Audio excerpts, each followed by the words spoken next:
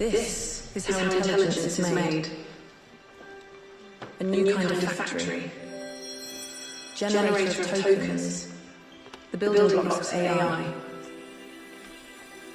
Tokens have opened a new frontier. The first step into an extraordinary world, where endless possibilities are born. Tokens transform images into scientific data, charting alien atmospheres, and guiding the explorers of tomorrow. They probe the Earth's depths to seek out hidden danger. They turn potential into plenty. And help us harvest our bounty. Tokens see disease before it takes hold. Cure with precision.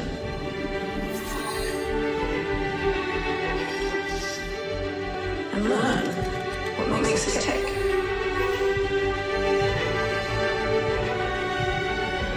Tokens connect the dots, so we can protect our most noble creatures. Tokens decode the laws of physics to move us faster.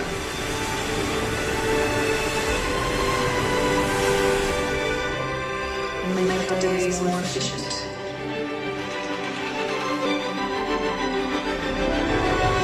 Tokens don't just teach robots how to move, but to bring joy and comfort. Are you ready to see the doctor? What's that? It's my enchanted tool.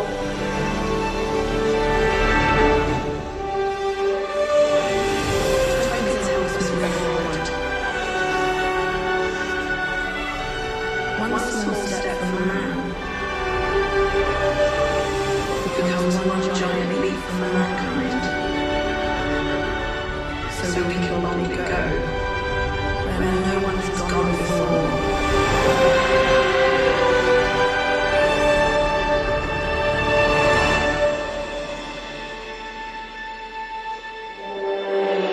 And here is where it all begins.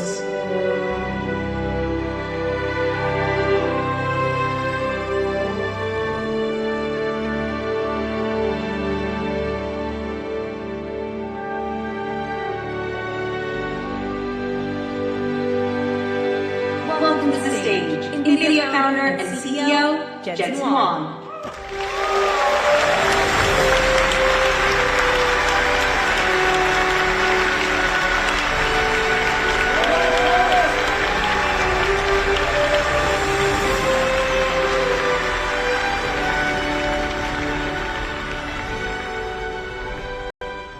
Bonjour! Nvidia's first GTC in Paris. This is incredible. Thank you for all the partners who are here with us. We have so many people that we work with over the years.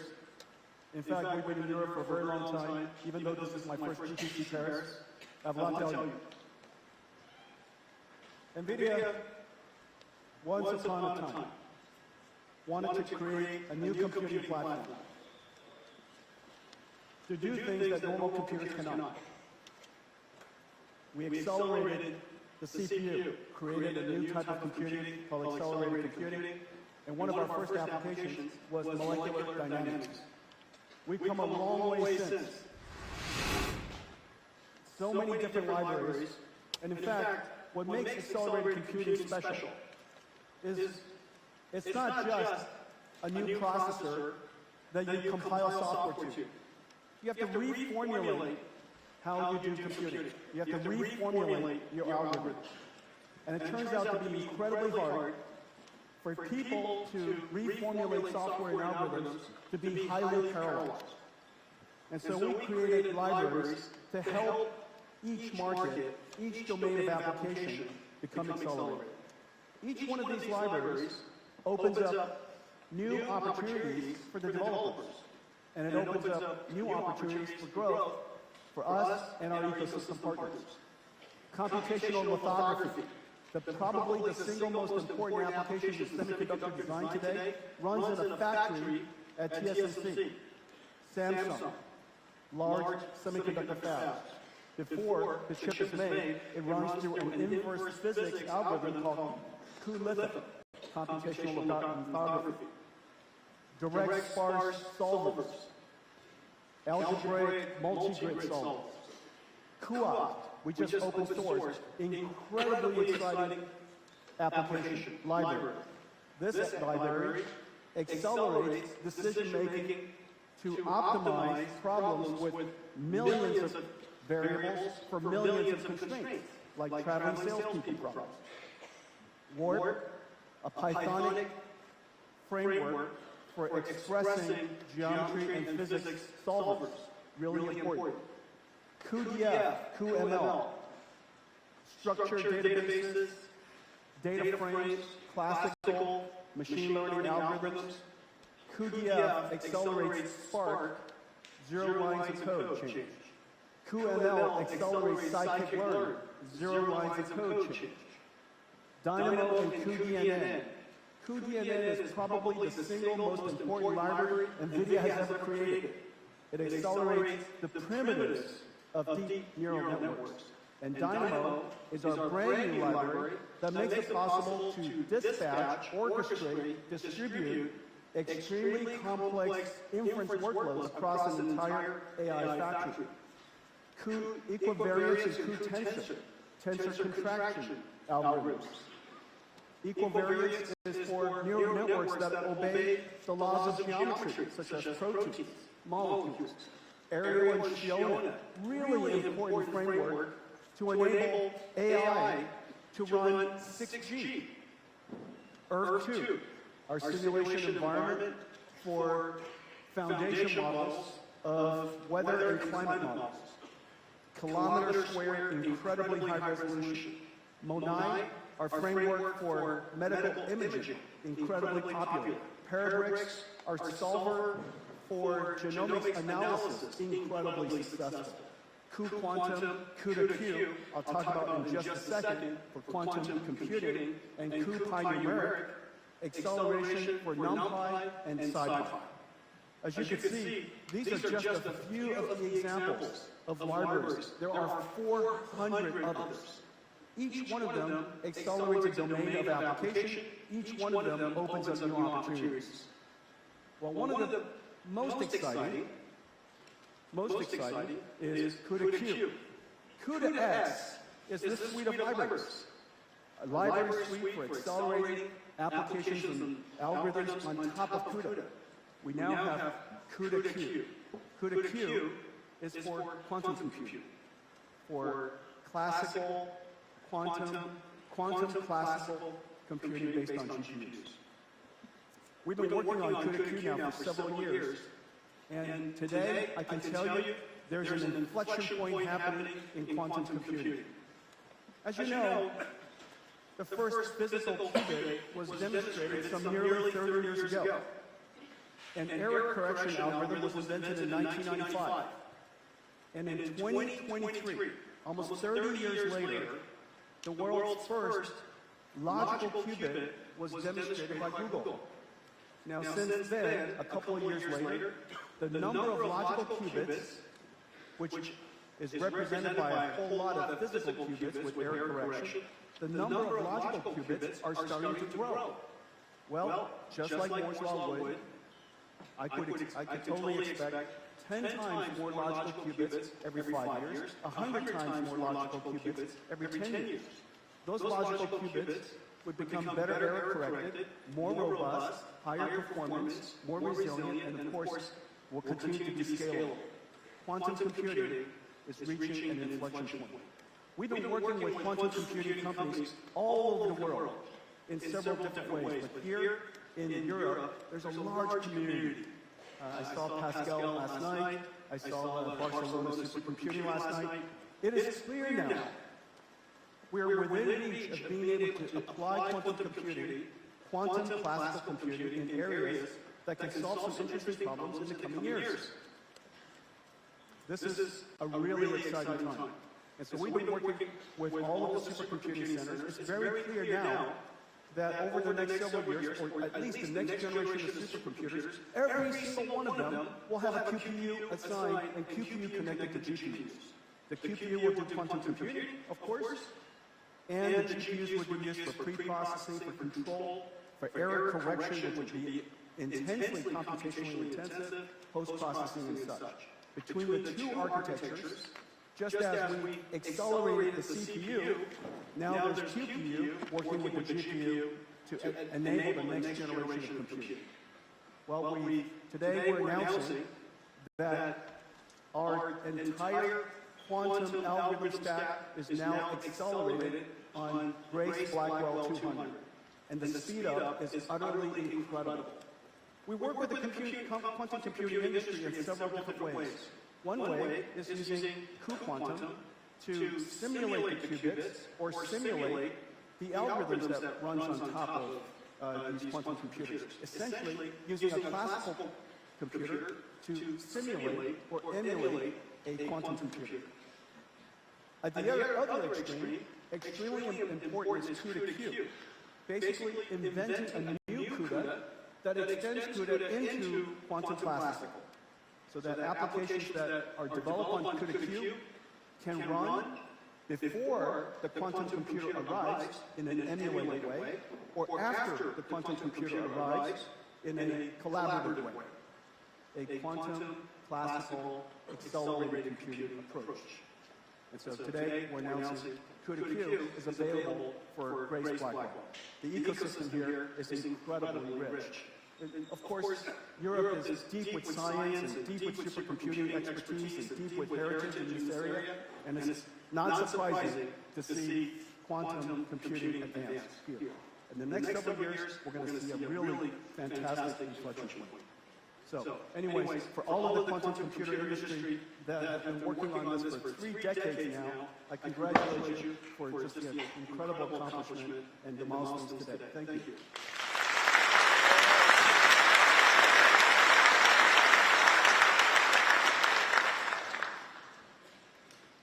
Let's talk about AI. You might be surprised that I would be talking to you about AI. The same GPU that ran and enabled all of these applications that I mentioned, that same GPU enabled artificial intelligence to come to the world. Our first contact was in 2012, just prior to that, working with developers on a new type of algorithm called deep learning. It enabled the AlexNet Big Bang of AI, 2012. In the last 15 years or so, AI has progressed incredibly fast. The first wave of AI was perception, for computers to recognize information, understand it. The second wave, which most of us were talking about the last 5 years or so, was generative AI. It's multimodal, meaning that an AI was able to learn both images and language. Therefore, you could prompt it with language and it could generate images. The ability for AI to be multimodal, as well as able to translate and generate content, enabled generative AI revolution. Generative AI, the ability to generate content, is fundamentally vital for us to be productive. Well, we are starting a new wave of AI. In this last couple of years, we've seen enormous progress in AI's ability. Fundamentally, intelligence is about understanding, perception, reasoning, planning a task, how to solve a problem, and then executing the task. Perception, reasoning, planning. The fundamental cycles of intelligence. It allows us to apply some previously learned rules to solve problems we've never seen before. That's why intelligent people are considered intelligent. To be able to take a complicated problem, break it down step by step, reason about how to solve the problem, maybe do research, maybe go learn some new information, get some help, use tools, and solve problems step by step. Well, the words that I just described are fundamentally possible today with what is called agentic AI, and I'll show you more in just a second.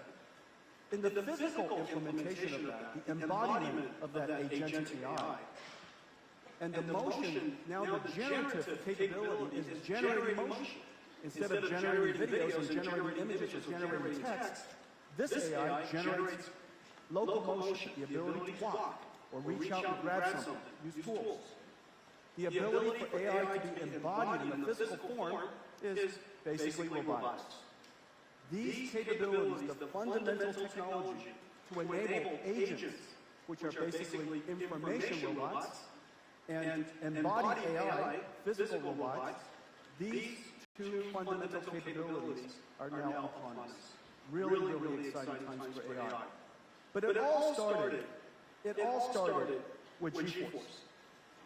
And GeForce brought computer graphics. This is the first accelerated computing application we had ever worked on. And it's incredible how far computer graphics has come. GeForce brought CUDA to the world, which enabled machine learning researchers and AI researchers to advance deep learning. Then deep learning revolutionized computer graphics and made it possible for us to bring computer graphics to a whole new level.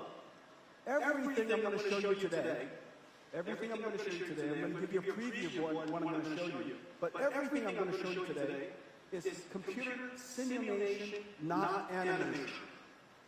It's photon simulation, physics simulation, particle simulations. Everything is fundamentally simulation, not animation, not art. It just looks incredibly beautiful because it turns out the world is beautiful, and it turns out math is beautiful. So let's take a look.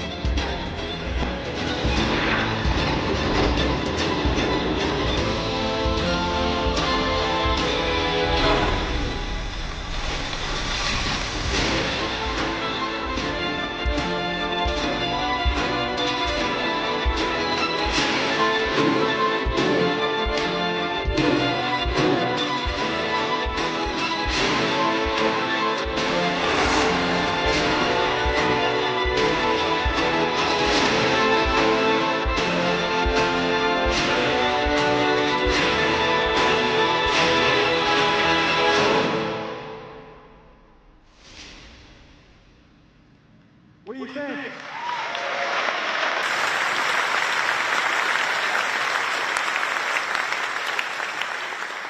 Numbers in action. Numbers in action. That's essentially what simulations are.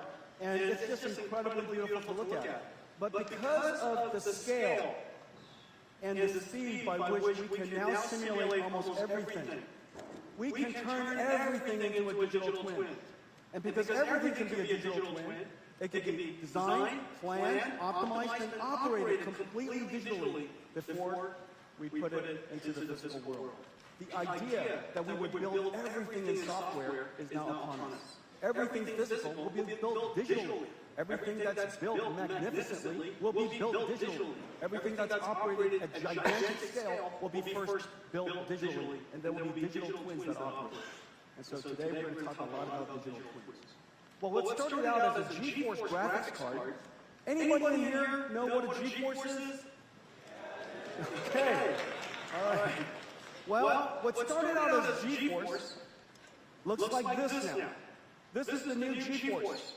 It is 2 tons, 2.5 tons, 1.2 million parts, about $3 million, 120 kilowatts, manufactured in 150 factories, 200 technology partners working with us to do this. Probably something along the lines of $40 billion in R&D budget in order to create what is GB200, and now moving to GB300. It is completely in production. And this machine was designed to be a thinking machine. A thinking machine in the sense that it reasons, it plans, it spends a lot of time talking to itself, just like you do. We spend most of our time generating words for our own mind, generating images for our own mind before we produce it. And so the thinking machine is really architecturally what Grace Blackwell was designed to do. It was designed to be one giant GPU. I compared it to GeForce for a good reason. GeForce is one GPU. So is GB200. It is one giant virtual GPU. Now we had to disaggregate it into a whole bunch of components, create a bunch of new networking technology and SerDes technology, incredibly low power, high energy efficiency interconnects to connect all of these chips and systems together into one virtual GPU. This is the Hopper version. This is the world famous Hopper system. This 8 GPUs connected together on NVLink. What's not shown here is a CPU tray. A CPU tray with dual CPU and system memory that sits on top. Together, this represents one node of an AI supercomputer. About $500,000. This is the Hopper system. This is the system that really put us on the face of the map of AI, and it was under allocation for a very long time because the market took off so quickly. But this is the famous Hopper system. Well, this entire system, including the CPU, is replaced by this Grace Blackwell node. This is one compute tray. Right here will replace that entire system. It is fully liquid cooled, and the CPUs are integrated, directly connected to the GPUs. So you can see here 2 CPUs, 4 GPUs is more performant than that entire system. But what's amazing is this. We wanted to connect a whole bunch of these systems together. How would you connect all of these together was really hard for us to imagine. So we disaggregated it. What we did was we took that entire motherboard, we disaggregated into this and this. This is the revolutionary NVLink system. Scaling out computing is not that hard. Just connect more CPUs with Ethernet. Scaling out is not hard. Scaling up is incredibly hard. You can only build as large of a computer as you can build. The amount of technology and electronics that you can fit into one memory model is incredibly hard to do. And so what we decided to do was create a new interconnect called NVLink. NVLink is a memory semantics interconnect. It's a compute fabric, not a network. It directly connects to the CPUs of all of these different NVLink systems, compute nodes. This is the switch. 9 of these stands on top, 9 of it sits on the bottom. In the middle are the NVLink switches, and what connects it together is this miracle. This is the NVLink spine. This is 100% copper. Copper coax. It directly connects all of the NVLink chips to all of the GPUs. directly connected over this entire spine, so that every single 144 Blackwell dies, or in 72 different packages, are talking to each other at the same time without blocking, all across this NVLink spine. The bandwidth of this is about 130 terabytes per second. 130, I know.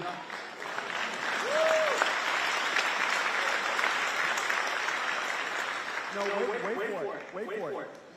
130 terabytes per second. If it's in bits, 130 terabytes per second. It is more than the data rate of the peak traffic of the world's entire internet traffic on this backbone. And yeah. So this is how you shrink the internet into 60 pounds. NVLink. And so we did all that because the way a computer is considered, the way you think about computers is going to be fundamentally different in the future, and I'll spend more time on this, but it was designed to give Blackwell a giant leap above copper. Remember, Moore's law, semiconductor physics, is only giving you about 2 times more performance every 3 to 5 years.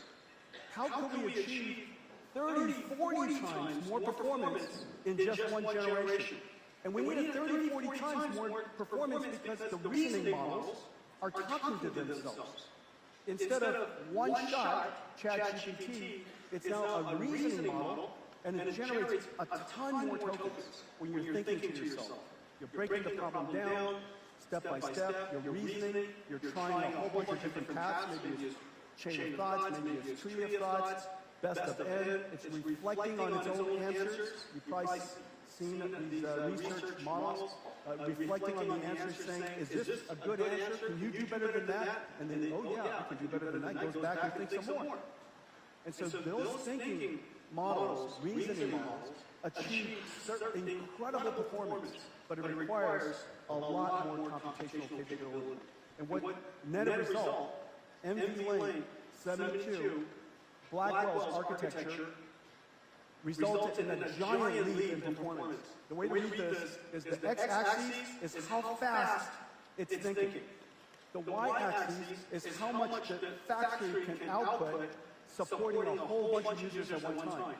And so you want the throughput of the factory to be as high as possible, so you can support as many people as possible, so that the revenues of your factory is as high as possible. You want this axis to be as large as possible, because the AI is smarter here than it is here.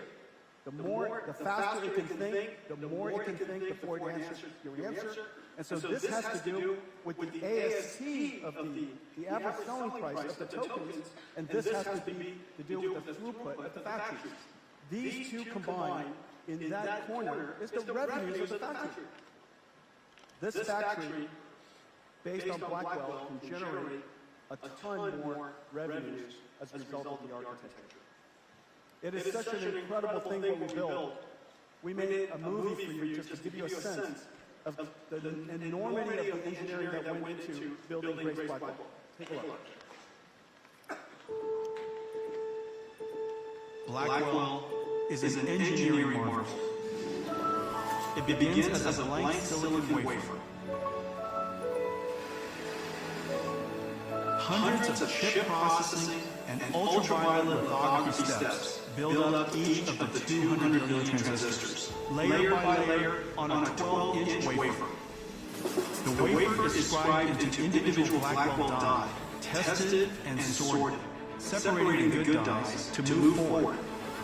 The chip-on-wafer on substrate process attaches 32 Blackwell dies and 128 HBM stacks on a custom silicon interposer wafer. Metal interconnect traces are etched directly into it, connecting Blackwell GPUs and HBM stacks into each system and package unit, locking everything into place. Then the assembly is baked, molded, and cured, creating the Blackwell B200 superchip. Each Blackwell is stress tested in ovens at 125 degrees Celsius and pushed to its limits for several hours. Robots work around the clock to pick and place over 10,000 components onto the Grace Blackwell PCB. Meanwhile, custom liquid cooling copper rods are prepared to keep the chips at optimal temperatures.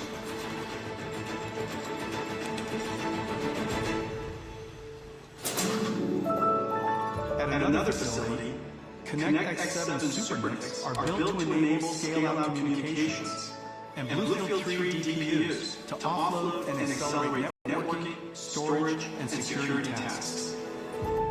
All these parts converge to be carefully integrated into GB200 compute trays.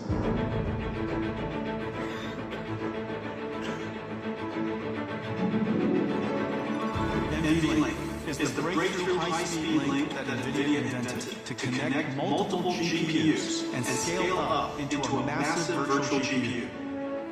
The NVLink switch tray is constructed with NVLink switch chips, providing 14.4 terabytes per second of all-to-all bandwidth.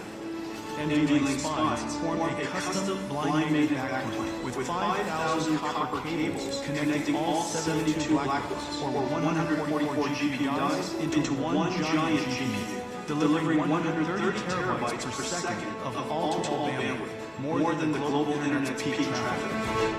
From around the world, parts arrive to be assembled by skilled technicians into a rack-scale AI supercomputer.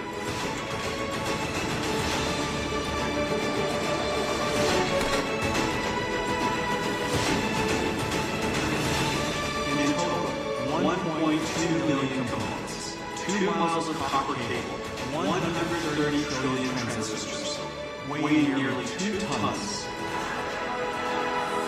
Blackwell is more than a technological wonder. It's a testament to the power of global collaboration and innovation, fueling the discoveries and solutions that will shape our future everywhere. We are driven to enable geniuses of our time to do their life's work, and we can't wait to see the breakthroughs you deliver.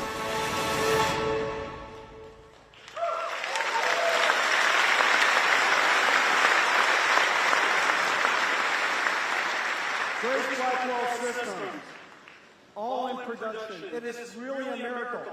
It's a miracle from a technology perspective, but the supply chain that came together to build these GB200 systems, 2 tons each. We're producing them now, 1,000 systems a week. No one has ever produced, mass-produced supercomputers at this scale before. Each one of these racks is essentially an entire supercomputer. Only in 2018, the largest Volta system, the Sierra supercomputer in 2018, is less performant than one of these racks. And that system was 10 megawatts. This is 100 kilowatts.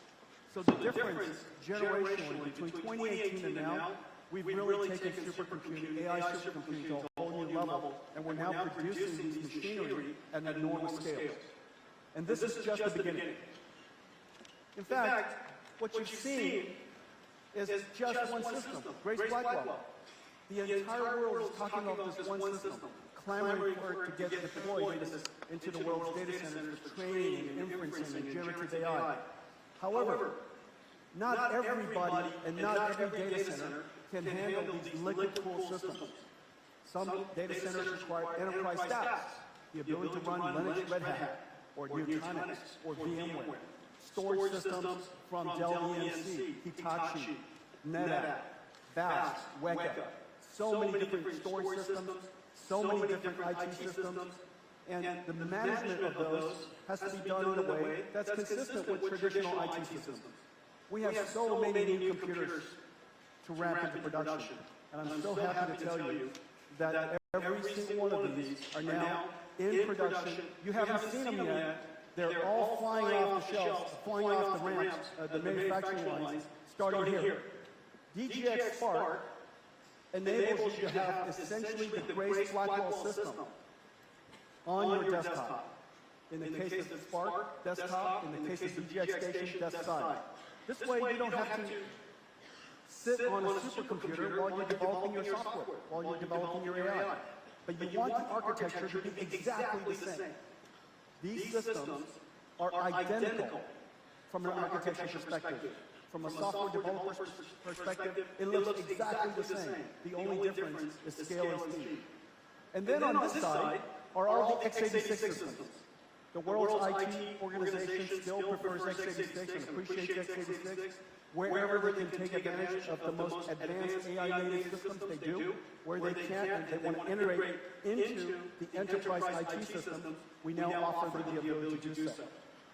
One of the most important systems, and it's taken us the longest to build because the software and the architecture is so complicated, is how to bring the AI-native architecture and infuse it into the traditional enterprise IT system.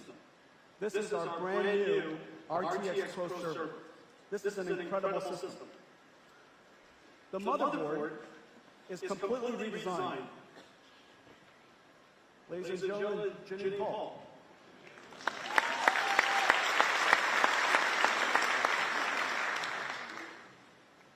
This motherboard looks so simple. And yet, on top of this motherboard are 8 Super NIC switches that connect 8 GPUs across a 200 gigabits per second state-of-the-art networking chip that then connects 8 of these GPUs and these Blackwell RTX Pro 6000 GPUs. Brand new, just entered into production. 8 of these go into a server. Now what makes it special? This server is the only server in the world that runs everything the world has ever written and everything Nvidia has ever developed. It runs AI, Omniverse, RTX for video games, it runs Windows, it runs Linux, it runs Kubernetes in VMware, it runs basically everything. If you want to stream Windows desktop from a computer to your remote device, no problem. If you want to stream Omniverse, no problem. If you want to run your robotic stack, no problem. Just the QA of this particular machine is insane. The applications that it runs basically universal. Everything the world's ever developed should run on here, including, if you're a video gamer, including Crisis.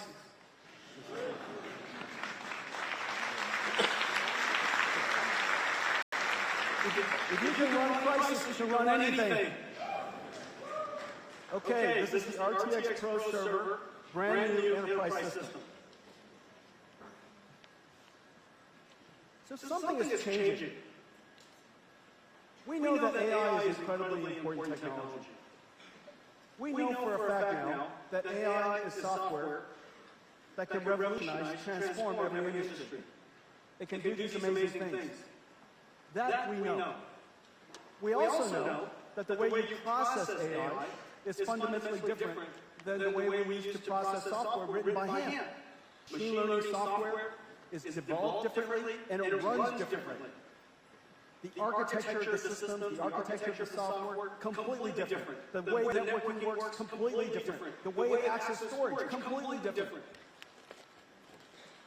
So we know that the technology can do different things, incredible things. It's intelligent. We also know that it's developed in a fundamentally different way. It needs new computers. The thing that's really interesting is what does this all mean to countries, to companies, to society? And this is an observation that we made almost a decade ago that now everyone is awakening to. That in fact these AI data centers are not data centers at all. They're not data centers in the classical sense of a data center, storing your files that you retrieve. These data centers are not storing our files.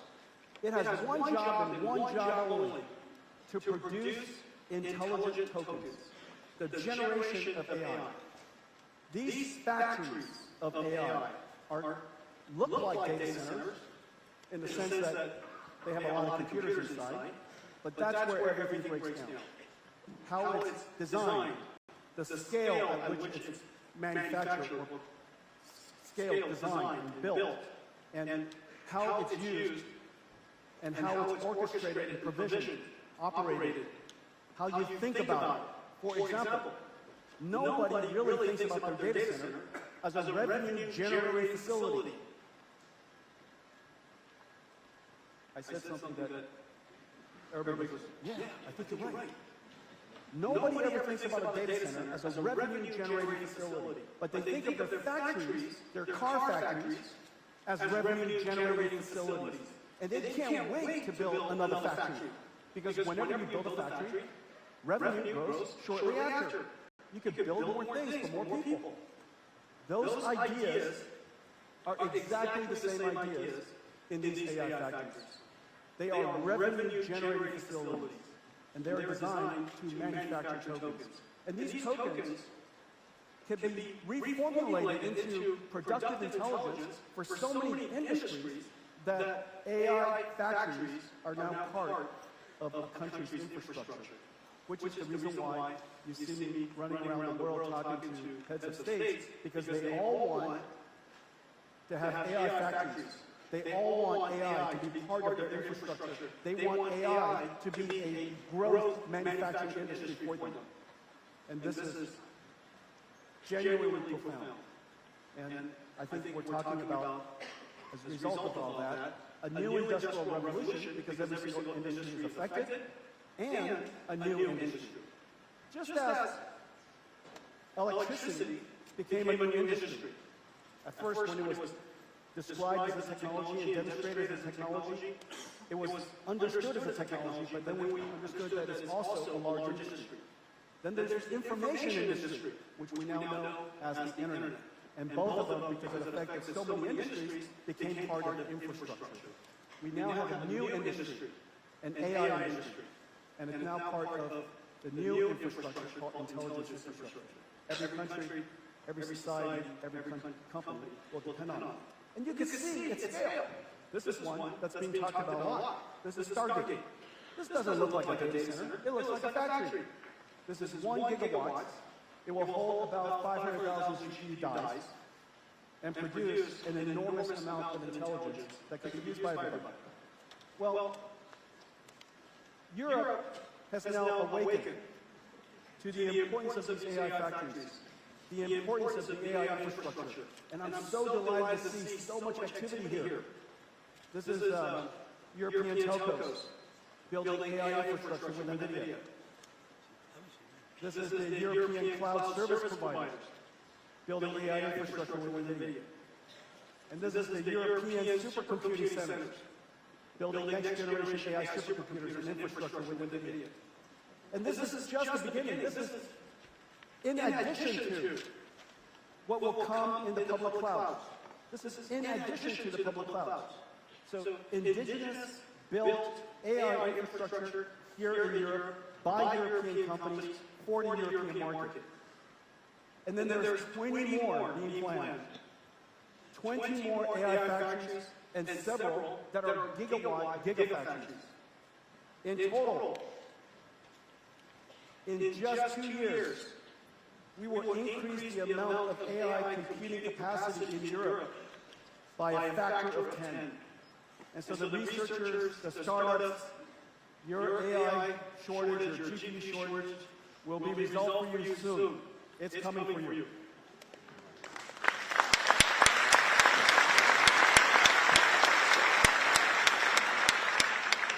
Now we're partnering with each country to develop the ecosystem. And so we're building AI technology centers in seven different countries. And the goal of these AI technology centers is, one, to do collaborative research, to work with the startups, and also to build an ecosystem. Let me show you what an ecosystem looks like. In the UK, I was just there yesterday, the ecosystems are built on top of the NVIDIA stack. So for example, every single, as you know, NVIDIA is the only AI architecture that's available in every cloud. It's the only computing architecture, aside from x86, that's available everywhere. We partner with every cloud service provider. We accelerate applications from the most important software developers in the world, Siemens here in Europe, Cadence, Red Hat, ServiceNow. We've reinvented the computing stack. As you know, computing is not just a computer, but it's compute, networking, and storage. Each one of those layers, each one of those stacks has been reinvented. Great partnership with Cisco, who announced a brand new model yesterday at their conference based on Nvidia, Dell, great partnerships, NetApp, Nutanix, whole bunch of great partnerships. As I mentioned earlier, the way we develop software has been fundamentally changed. It's no longer just write C program, compile C program, deliver C program. It's now DevOps, MLOps, AIOps. So that entire ecosystem is being reinvented, and we have ecosystem partners everywhere. And then, of course, solution integrators and providers who could then help every company integrate these capabilities. Well, here in the UK, we have special companies that we work with. Really terrific companies, from researchers to developers to partners to help us upskill the local economy and upskill the local talent, enterprises that consume the technology, and of course, cloud service providers. We have great partners in the UK. We have great partners in Germany. Incredible partnerships in Germany. We have great partnerships in Italy. And we, of course, have amazing partnerships here in France.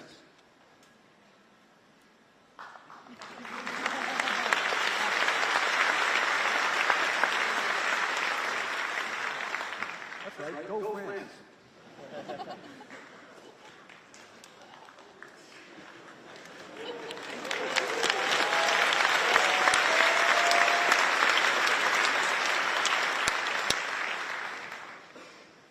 President Macron's going to be here later on. We're going to talk about some new announcements. So we have to show some enthusiasm for AI.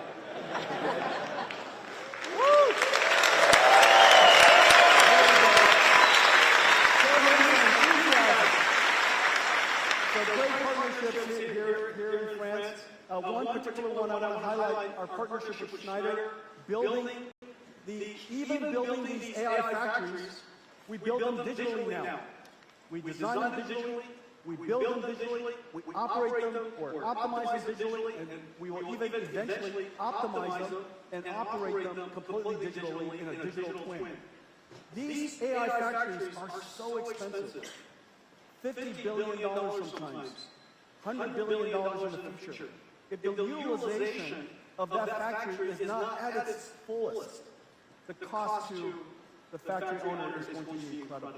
And so we need to digitalize and use AI wherever we can, put everything into Omniverse so that we have direct and constant telemetry.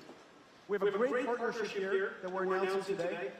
A young company, a CEO I really like, and he's trying to build a European AI company. The name of the company is Mistral. Today,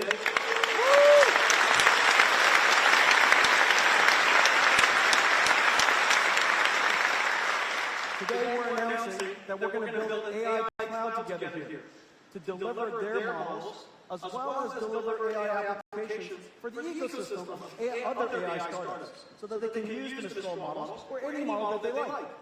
And so Mistral and us, we're going to be partnering to build a very sizable AI cloud here, and we'll talk about more of it later on today with President Macron. Bravo.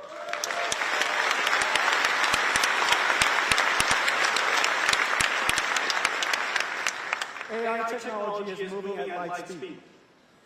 And what I'm showing you here, proprietary models on the left, moving at light speed. However, the open models are also moving at light speed. Only a few months behind. Whether it's Mistral, Llama, DeepSeek R1, R2 coming, Q1, these models are all exceptional. Every single one of them exceptional. And so we've dedicated ourselves over the last several years to apply some of the world's best AI researchers to make those AI models even better. And we call that Nemotron. Basically what we do is we take the models that are open sourced, and of course they're all built on Nvidia anyhow, and so we take those models open sourced, we then host training. We might do neural architecture search. We might do neural architecture search, provide it with even better data, use reinforcement learning techniques, enhance those models, give it reasoning capabilities, extend the context so that it could learn and read more before it interacts with you. Most of these models have relatively short context, and we want it to have an enormous context capability because we want to use it in enterprise applications where the conversation you want to have with it is not available on the internet. It's available in our company. And so we have to load it up with an enormous amount of context. All of that capability is then packaged together into a downloadable NIM. You could come to Nvidia's website and literally download an API, a state-of-the-art AI model, put it anywhere you like. And we improve it tremendously. This is an example of Nemotron improvement over Llama. So Llama 8B, 7B, 405B, improved by our post-training capability, extension of reasoning capability, all the data that we provide, enhanced it tremendously. We're going to do this generation after generation after generation. And so for all of you who use this Nemotron, you will know that there's a whole slew of other models in the future, and they're open anyway, so if you would like to start from the open model, that's terrific. If you'd like to start with the Nemotron model, that's terrific. And the Nemotron models, the performance is excellent. In benchmarks after benchmarks after benchmarks, Nemotron performance has the top of the leaderboard all over the place. And so now you know that you have access to an enhanced open model that is still open, that is top of the leader chart. And you know that NVIDIA is dedicated to this, and so I will do this for as long as I shall live. Okay?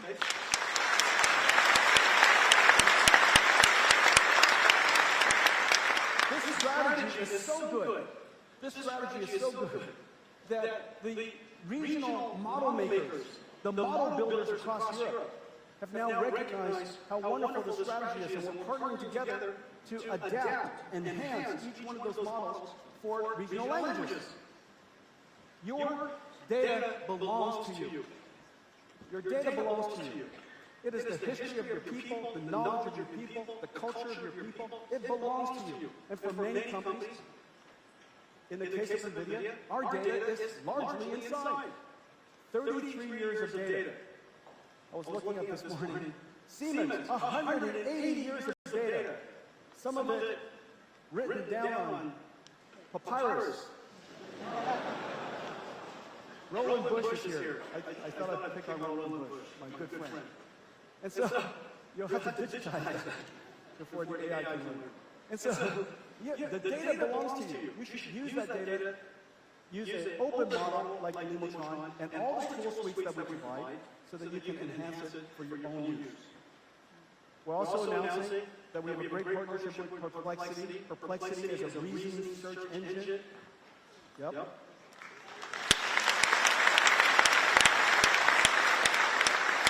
Three models I use ChatGPT, Gemini Pro, and Perplexity. And these three models I use interchangeably, and Perplexity is fantastic. We're announcing today that Perplexity will take these regional models and connect it right into Perplexity so that you could now ask and get questions in the language, in the culture, in the sensibility of your country. Okay? So Perplexity, regional model.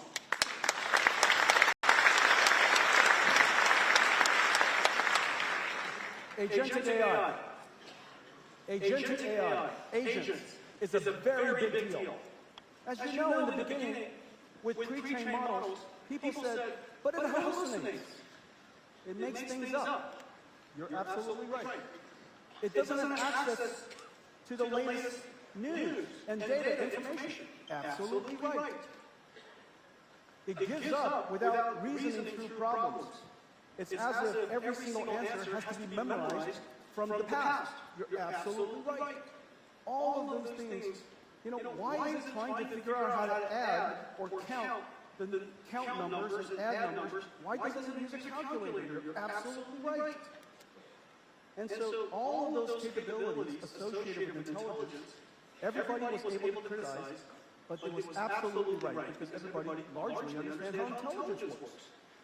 But those technologies were being built all around the world, and they were all coming together from retrieval augmented generation to web search to multimodal understanding so that you can read PDFs, go to a website, look at the images and the words, listen to the videos, watch the videos, and then take all of that understanding into your context.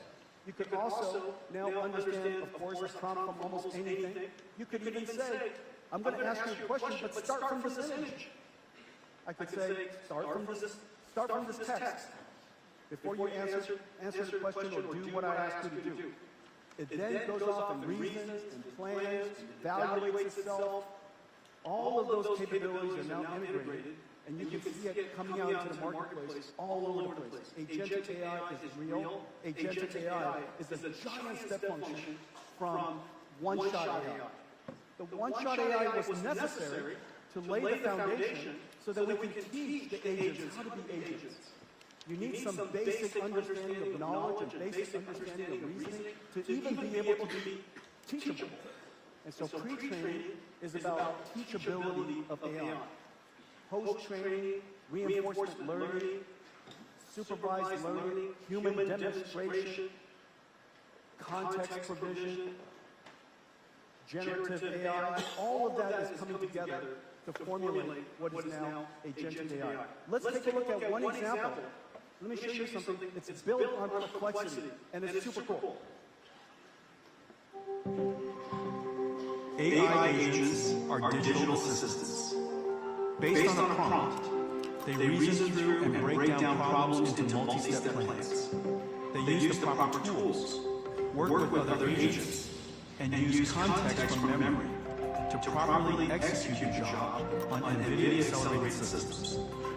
It starts with a simple prompt. Let's ask Perplexity to help start a food truck in Paris. First, the Perplexity agent reasons through the prompt and forms a plan. Then, calls other agents to help tackle each step using many tools. The market researcher reads reviews and reports to uncover trends and analyze the competitive market. Based on this research, a concept designer explores local ingredients and proposes a menu complete with prep time estimates. And researches palettes and generates brand identity. Then, the financial planner uses Monte Carlo simulations to forecast profitability and growth trajectory. And operations planner builds a launch timeline for every detail, from buying equipment to acquiring the right permits. The marketing specialist builds a launch plan with a social media campaign and even codes an interactive website, including a map, menu, and online ordering. Each agent's work comes together in a final package proposal, and it all started from a single prompt.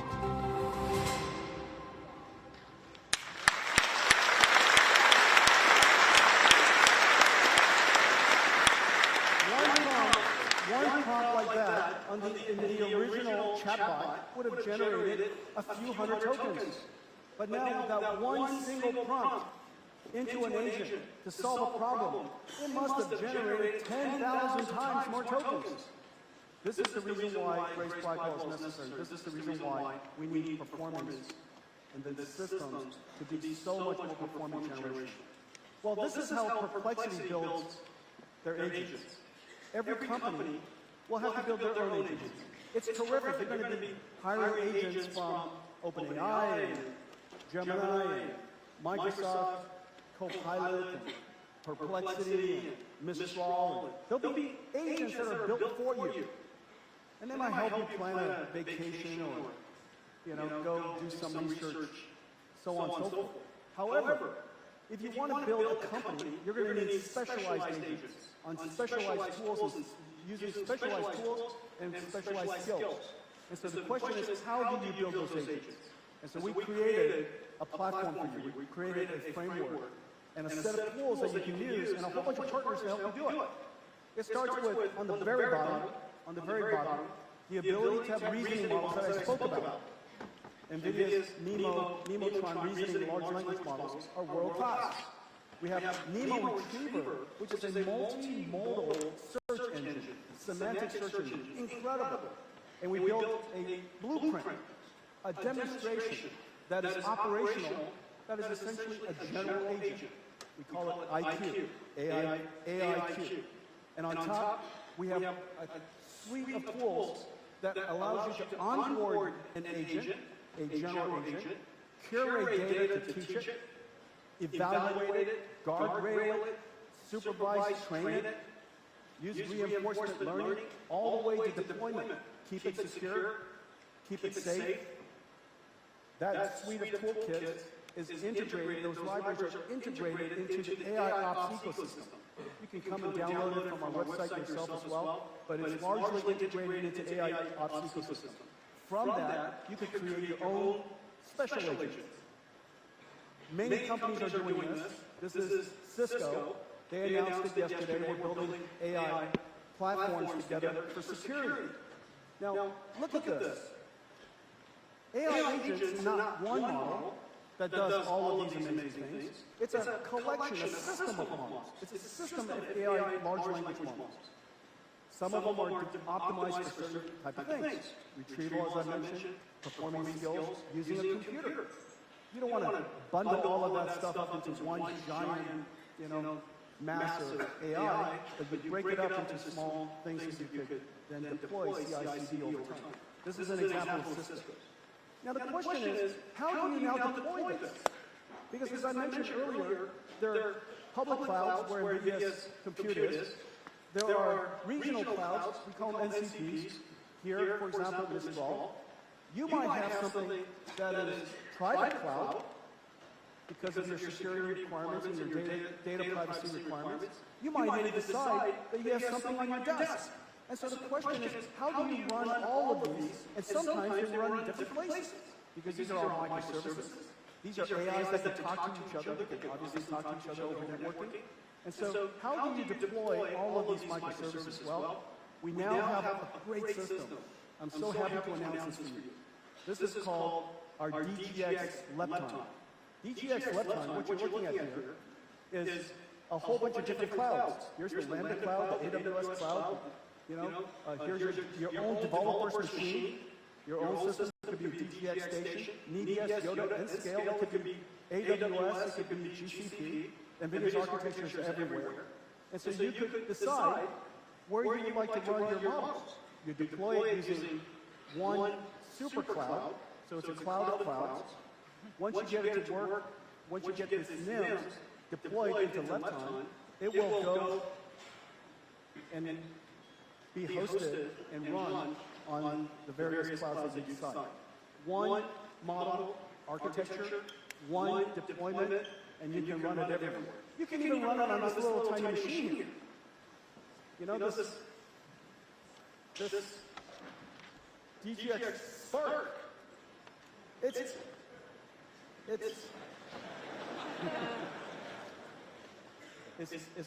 a cafe time? Look at this.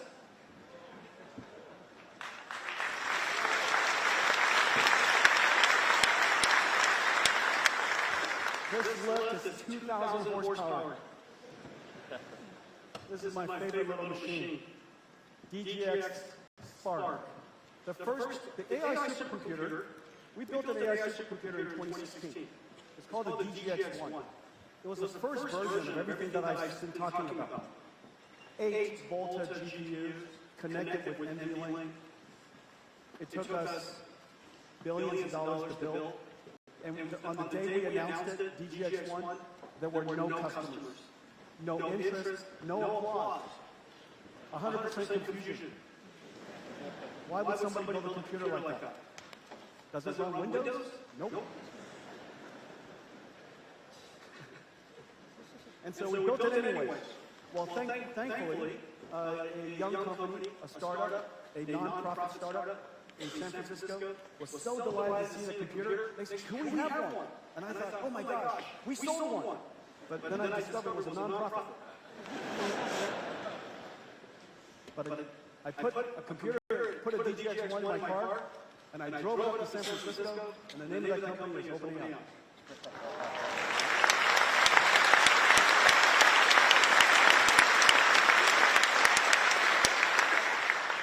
I don't know what the life lesson is there. There are a lot of nonprofits. You know. So next time, but maybe the lesson is this. If a developer reaches out to you, need a GPU, the answer is yes. And so that's right.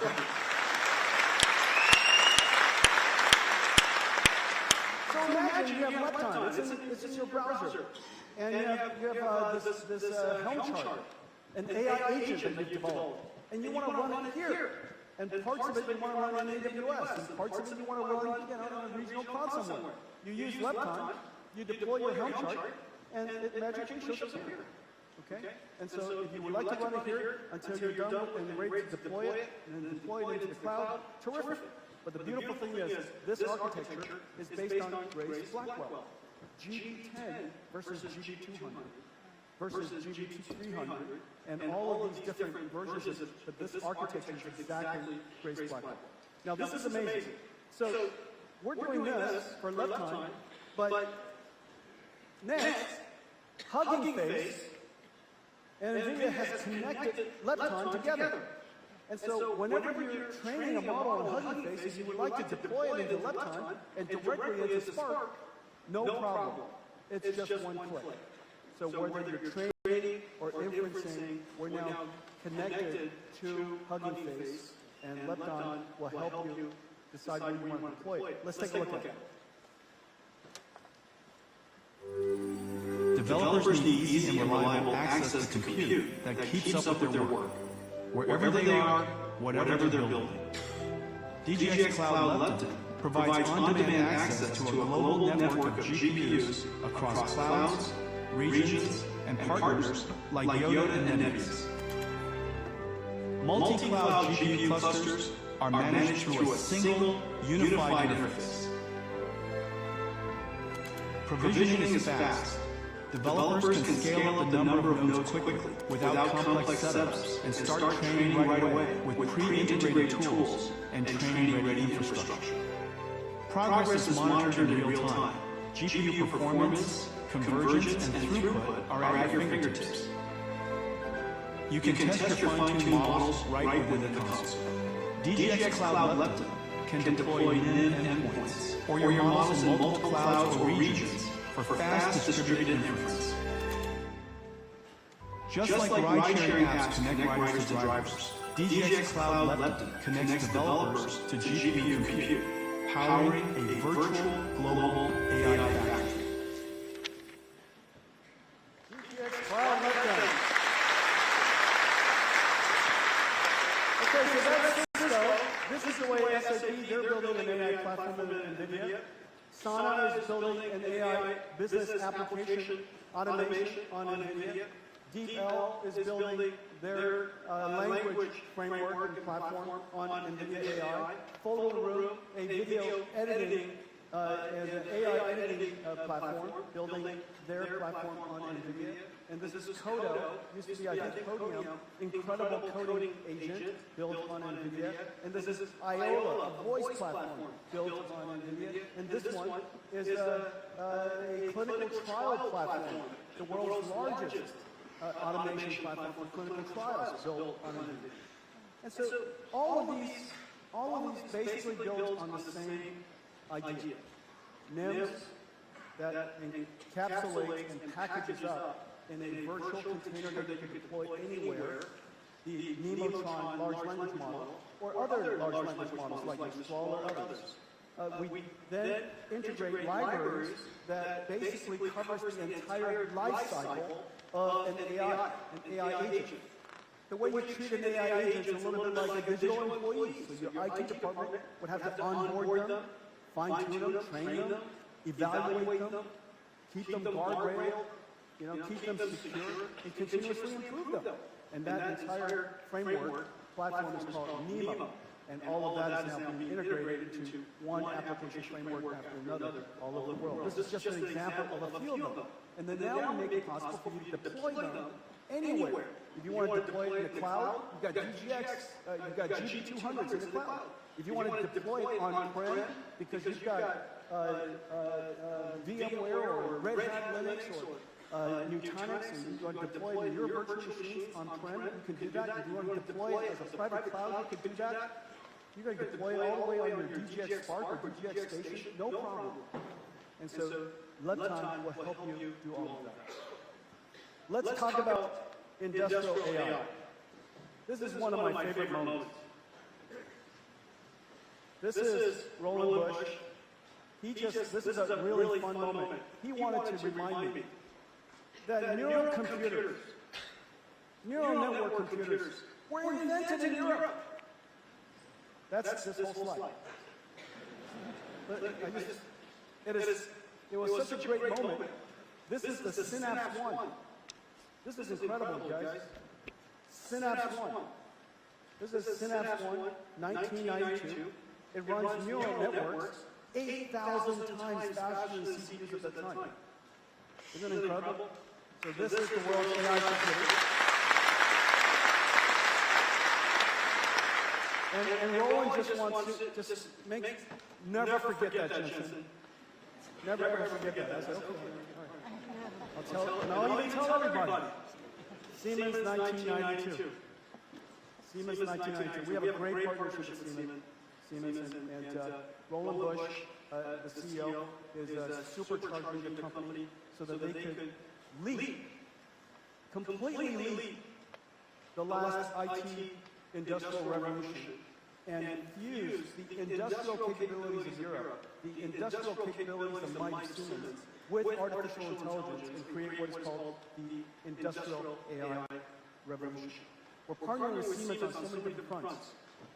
Everything from design to simulation to digital twins of factories to operations of the AIs in the factories, everything from end to end. And it just reminds me how incredible the industrial capabilities of Europe is, and what an extraordinary opportunity this is for you. What an extraordinary opportunity, because AI is unlike software. AI is really, really smart software. And this smart software can finally do something that can revolutionize the very industries that you serve. And so we made a love letter video, if you will. Let's play it. It began here. The first industrial revolution.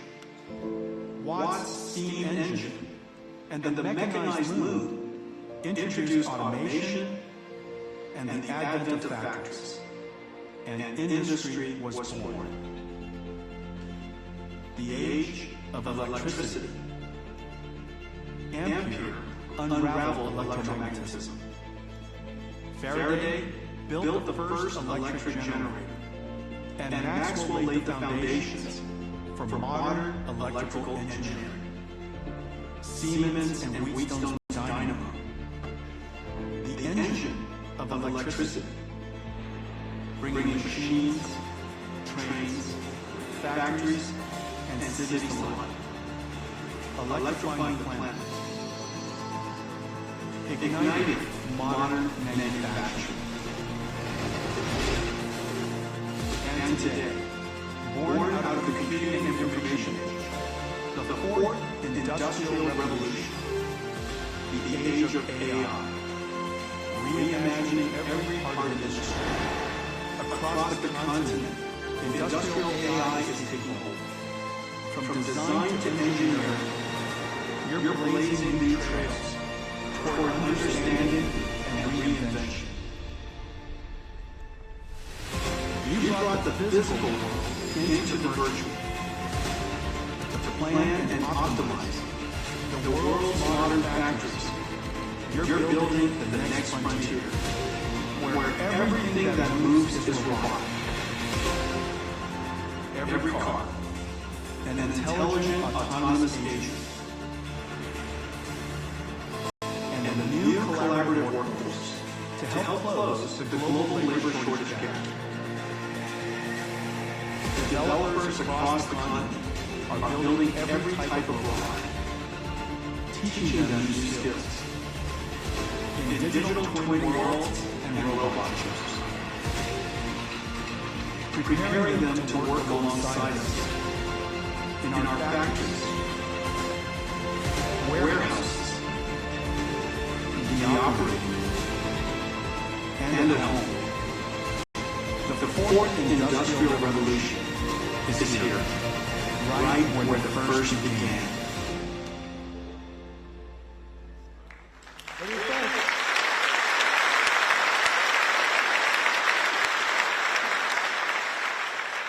I love that video. You made it.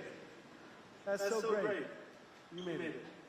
Well, we're working on industrial AI with one company after another. This is BMW building their next generation factory in Omniverse. This is I don't know how to say it. Can somebody teach me? Bujas? Sounds good. Exactly. That's exactly right. Good job. Good job. That's exactly right. They're building, of course, their plants, digital twins in Omniverse. This is Keon, their digital twin for warehouse logistics. This is Mercedes-Benz and their digital twins of their factories built in Omniverse. This is Schaeffler and their digital twin of their warehouse built in Omniverse. This is your train station here in France, building a digital twin of their train stations in Omniverse. And this is Toyota building a digital twin of their warehouse in Omniverse. And when you build these warehouses and these factories in Omniverse, then you could design it, you can plan it, you can change it. In greenfield is wonderful, in brownfield is wonderful. You could simulate its effectiveness before you go and physically lift and move things around to discover it wasn't optimal. And so the ability to do everything digitally in a digital twin is incredible. But the question is, why does this digital twin has to look photoreal? And why does it have to obey the laws of physics? The reason for that is because we wanted ultimately to be a digital twin where a robot could learn how to operate as a robot. And robots rely on photons for their perception system. And those photons are generated through Omniverse. And robots need to interact with the physical world so that it could know whether it's doing the right things, and learn how to do it properly. And so these digital twins have to look real and behave realistically. Okay, so that's the reason why Omniverse was built. This is fantastic. This is a fusion reactor digital twin. Incredibly complicated piece of instrument, as you know, and without AI, the next generation fusion reactor would not be possible. Well, we're announcing today that we are going to build the world's first industrial AI cloud here in Europe. I'm going to announce. Yep.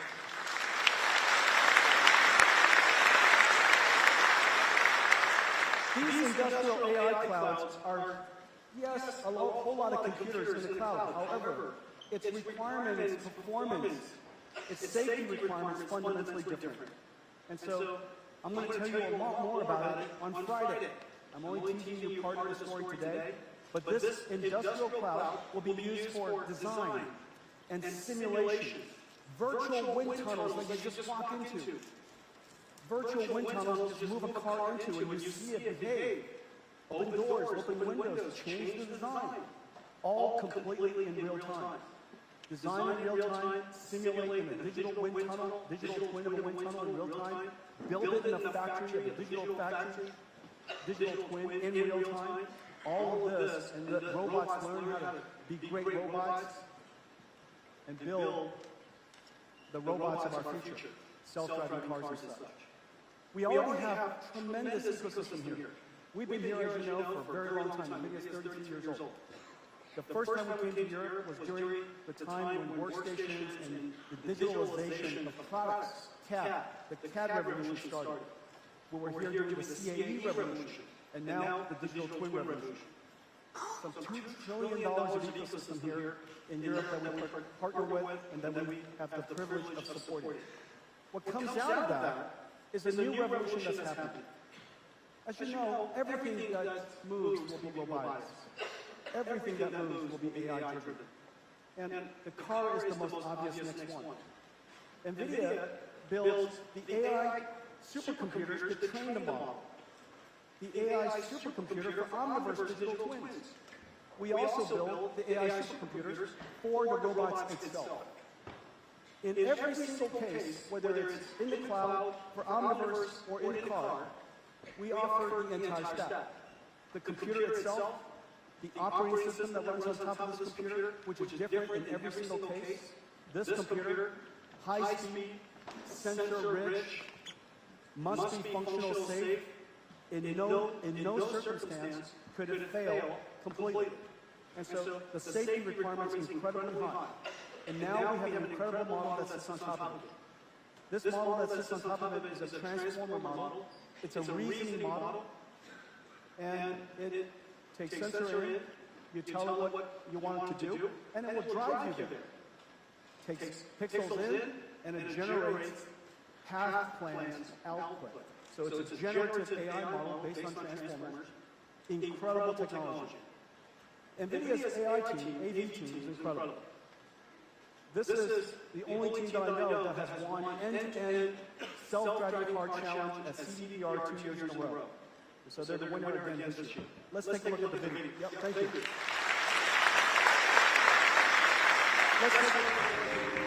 Like any driver, autonomous vehicles operate in a world full of unpredictable and potentially safety-critical scenarios.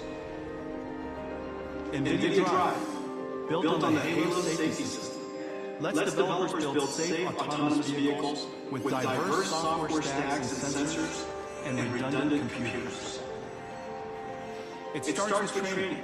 Safe AVs need massive amounts of diverse data to be able to address edge cases. But real-world data is limited. Developers use Nvidia Omniverse and Cosmos to reconstruct the real world and generate realistic synthetic training data to bring diversity to the AV model. The model can perceive and reason about its environment, predict future outcomes, and generate a motion plan. And for decision-making diversity, an independent classical stack runs in parallel. Guardrails monitor safe performance, and in cases of anomalies, calls the arbitrator to make an emergency stop. Further diversity and redundancy are built into the sensor and compute architecture.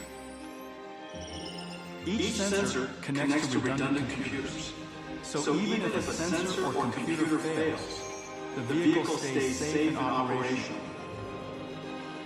And in the event of a critical failure, the system can execute a minimum risk maneuver, like pulling over the shoulder. Safety is foundational to autonomous driving. Nvidia Drive lets developers worldwide integrate Halos into their own products to build the next generation of safe AVs.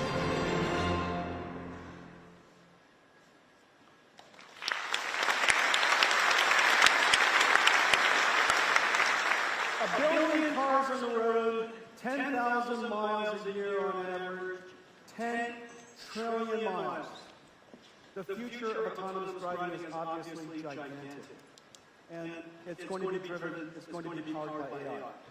This is the next gigantic opportunity, and we're working with enormous companies and really fantastic companies around the world to make this possible. At the core of everything we do here with AV is safety, and we're really, really proud of our Halo system. It starts with the architecture of the chip, and then the chip design, and the systems design, the operating system, the AI models, the methodology of developing the software, the way we test it, everything from the way we train the models, the data we provide for the models, all the way to the way we evaluate the models.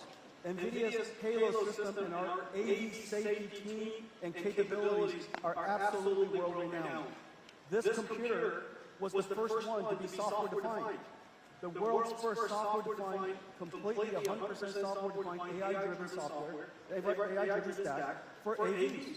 We've been at this now for coming up on 10 years. And so this capability is world-renowned and really proud of it. The same thing that's happening for cars is happening for a new industry. As I mentioned earlier, If you can generate video from prompts, if AI can perceive, it can reason, and it can generate videos and words, and images, and just now with cars, the path, the steering wheel path, why can't it also generate locomotion abilities and articulation abilities? So that fundamental ability for AI to revolutionize one of the hardest robotics problems is around the corner. Humanoid robots are going to be a thing. We now know how to build these things, train these things, and operate these things. Humanoid robotics is going to potentially be one of the largest industries ever. And it requires companies who know how to manufacture things. Manufacture things of extraordinary capabilities. This speaks of the European countries. So much of the world's industries are based here. I think this is going to be a giant opportunity. Well, let's say it's a billion robots around the world. The idea that there will be a billion robots is a very sensible thing. Now, why hasn't it happened? Well, the reason for that is simple. Today's robots are too hard to program. Only the largest companies can afford to install a robot, get it to teach it, program it to do exactly the right things, keep it sufficiently surrounded so that it's safe. That's the reason why the world's largest car companies all have robots.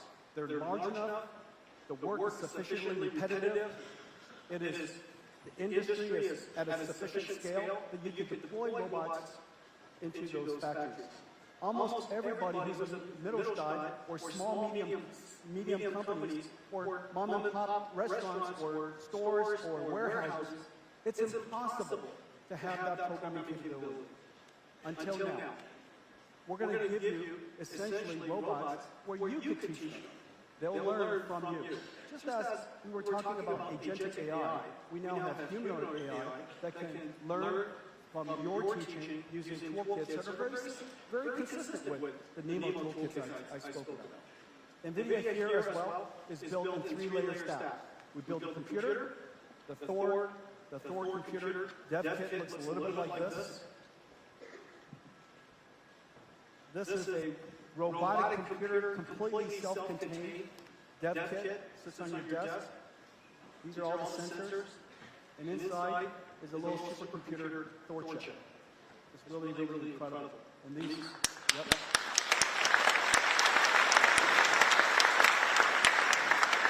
I can imagine getting one of these inserted. Thank you.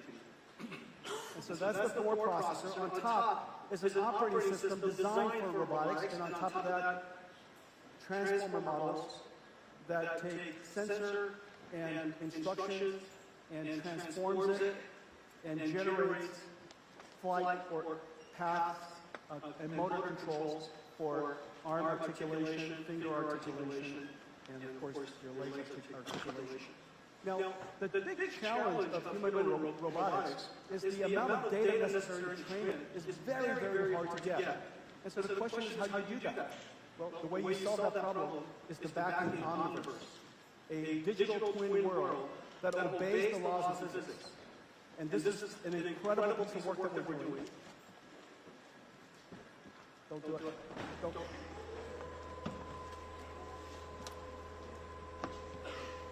Oh, my fault. Okay, these are robots.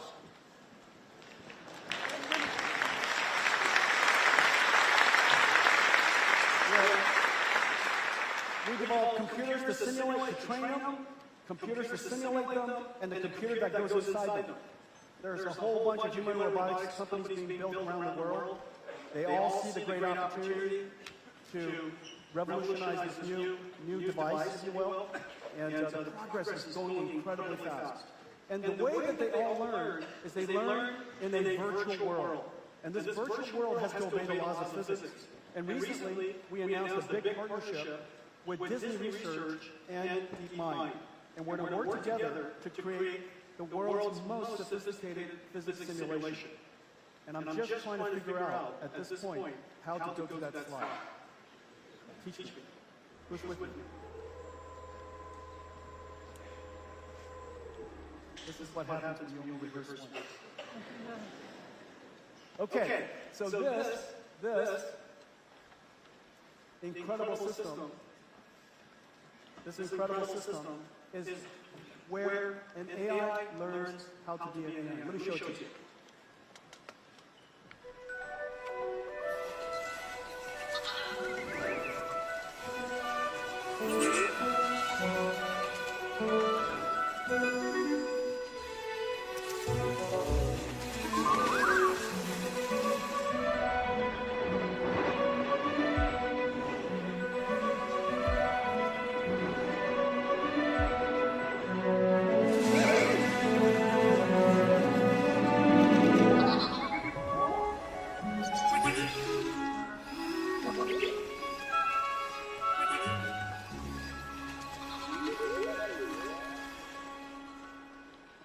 We have a special guest.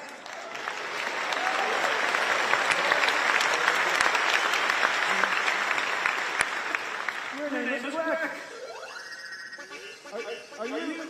Are you a petite garçon or petite? Okay. Greg is a little girl. Now, look at this. Greg learned how to walk inside Omniverse, obeying the laws of physics. But inside Omniverse, we created hundreds of thousands of scenarios.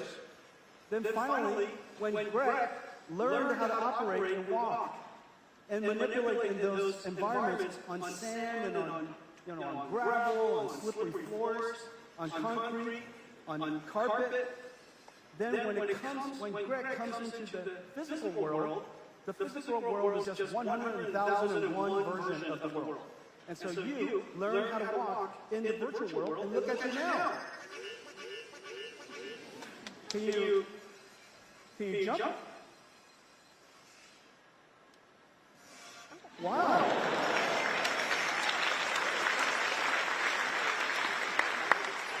Can you dance?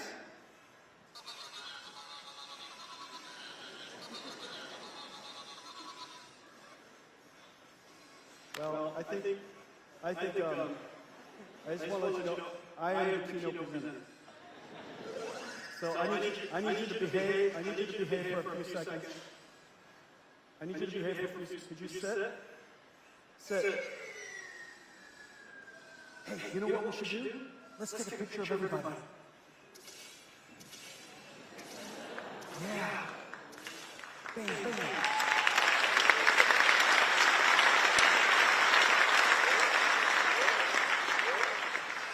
Would you like to come home with me?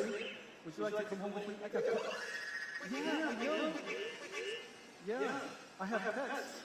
They would like to have you as a pet. No? No. You're so smart. You're so smart. Wow. Incredible, right?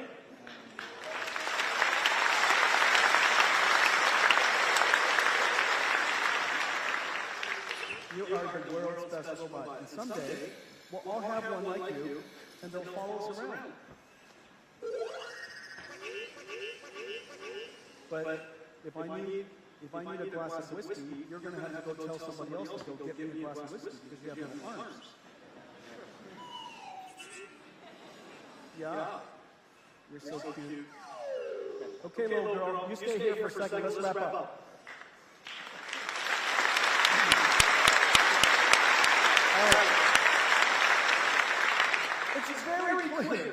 It's very clear an industrial revolution has started. The next waves of AI has started. Greg is a perfect example of what's possible now with robotics. The technology necessary to teach a robot, to manipulate, to simulate, and of course, the manifestation of an incredible robot is now right in front of us. We have physical robots, and we have information robots, we call them agents. So the next wave of AI has started. It's going to require inference workloads to explode. It's basically going to go exponential. The number of people that are using inference has gone from 8 million to 800 million, 100 times in just a couple of years. the amount of prompts that the tokens generate, as I mentioned earlier, from a few hundred tokens to thousands of tokens. And of course, we use AI even more than ever today. So we need a special computer designed for thinking, designed for reasoning, and that's what Blackwell is, a thinking machine. These Blackwells will go into new types of data centers, essentially AI factories, designed for one thing and one thing only. And these AI factories are going to generate tokens, and these tokens are going to become your food, little brick. Yeah, I know. And what's really, really incredible, I'm so happy to see that Europe is going all in on AI. The amount of AI infrastructure being built here will increase by an order of magnitude in the next couple of years. I want to thank all of you for your partnership. Have a great VivaTech. Thank you.